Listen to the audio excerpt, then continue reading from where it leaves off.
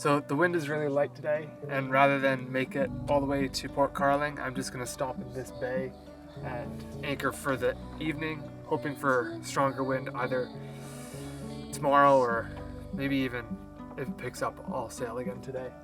But I doubt it.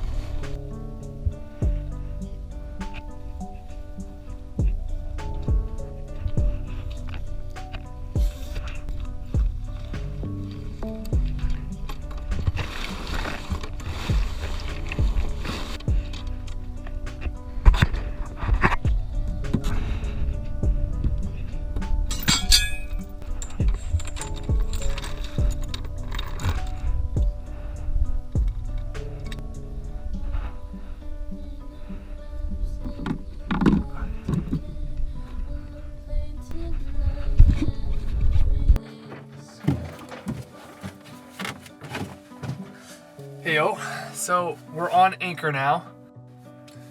While on anchor, for this first bit, I'm gonna stay with the boat and I'm just gonna be keeping an eye for two landmarks on either side. In this case, it'll be like a tree and a tree, but I'll be able to distinguish it if I keep good track.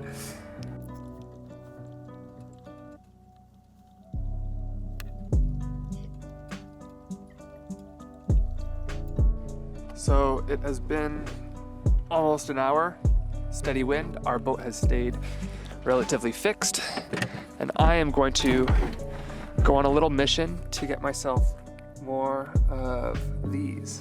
This is a crayfish. I caught it last night in a trap, and I'm gonna set another trap tonight.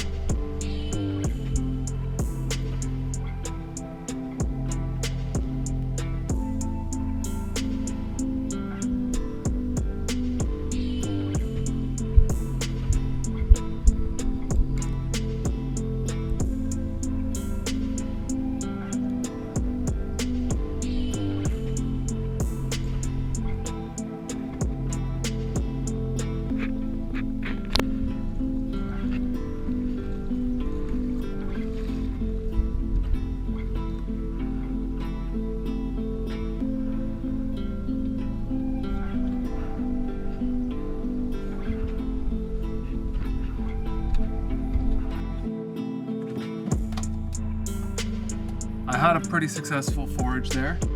I got a number of painted boletes. I got a ton of sheep sorrel. I got 2 little cranberries.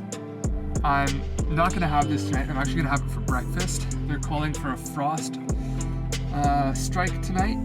So I am going to just board up the ship, get the door closed, eat my leftover curry from an Instagram video I posted this morning, and That's gonna be about it for tonight, so I'll see you in the morning.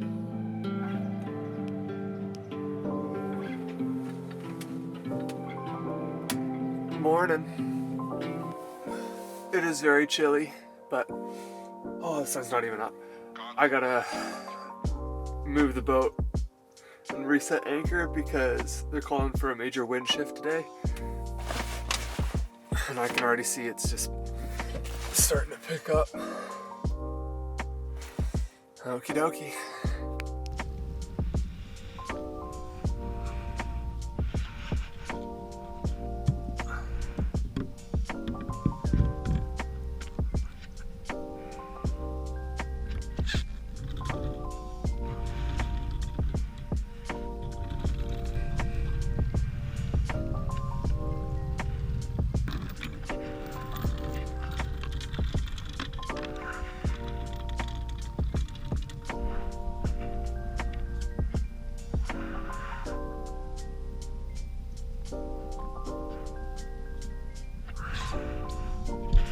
We are on a new anchor.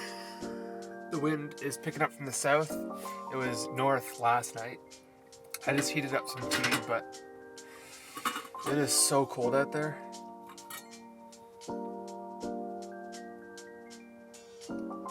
That is so nice.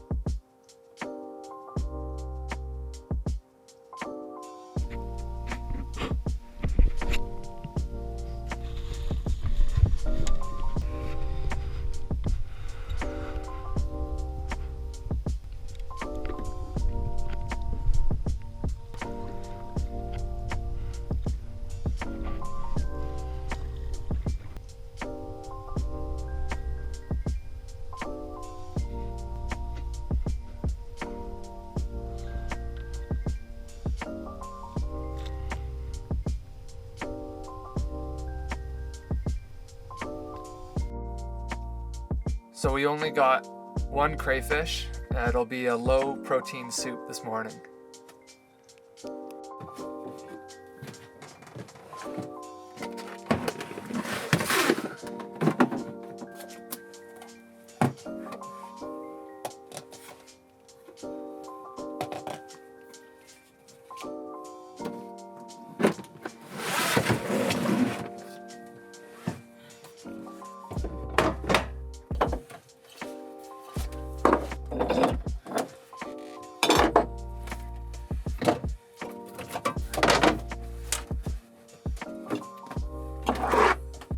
Since there's no difference in temperature from outside to in, I figured I'd at least soak up some radiation from the sun while I cook this meal.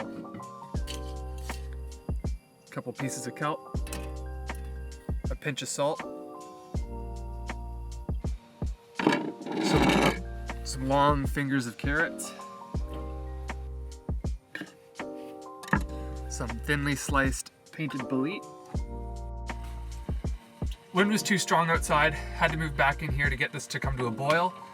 I'm gonna show you how to dispatch of the little crayfish, and then we're gonna toss them into this boiling pot. So I messed up and didn't record the cleaning of the crayfish. So instead I'm gonna link to a video here, and it's the original video that I learned how to do this from. So I hope you find it useful, and back to the video. I kill crayfish before I add them to boiling water because I'd rather them have a swift death than a slow one. The reason I put the head back onto the carapace, or whatever you'd call it, is just to keep everything all tight and in order. I like to eat a couple of the organs in there, and I'd rather just have them on their own rather than mixed in. This has been boiling away for a couple of minutes now, and I'm just gonna add in my sheep sorrel. Sheep sorrel is in the spinach family, and this has got the same like texture as spinach, but it brings a really lemony and tart, sweet flavor, kind of like rhubarb, which is a weird ingredient for a soup, I must admit. I've brought my soup down to a low temperature, and I'm gonna add in a spoonful of miso.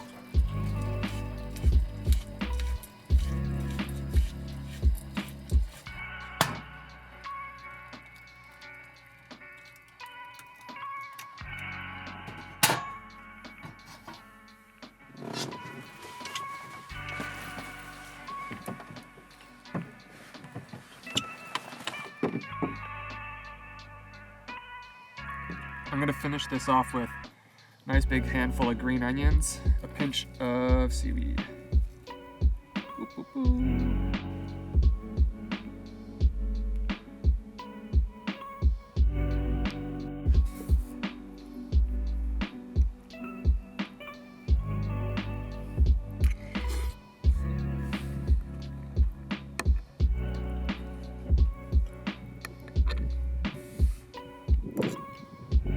In all honesty, it's a rather depressing color for a broth, but it is tasting really good.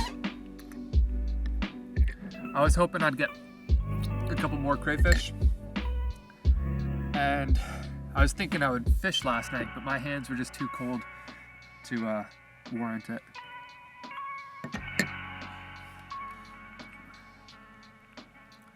As for the crayfish, you can pull its head off like that and suck a bit of the juices out.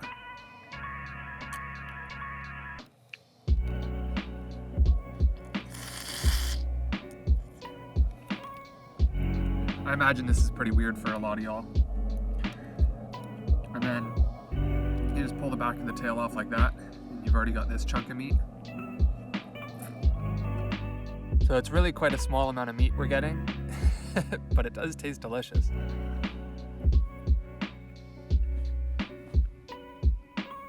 And as for the crayfish, that's it. You can crack the claw open too. I'm just tossing in the carcass to the lake for the fishies.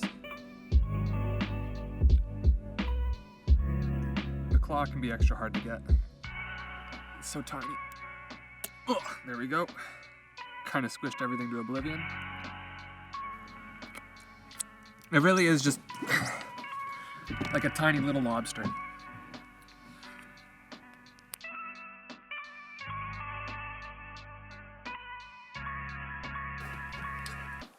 Now that it's warmer out and I've had some food to eat, I am going to take you up into the hills to share the final documentation of Fievel's Fortress. For those of you who have followed me on Instagram, you may know that Fievel passed away about a month and a half ago. The little feller died in his sleep. I found him one morning when I was taking his strawberry breakfast to him. They say voles only live 2 to 6 months, so it was kind of expected, but still sucks that it came so soon. Regardless, Fievel's Fortress is buried up on the hill in the moss, so I'll be going to visit it.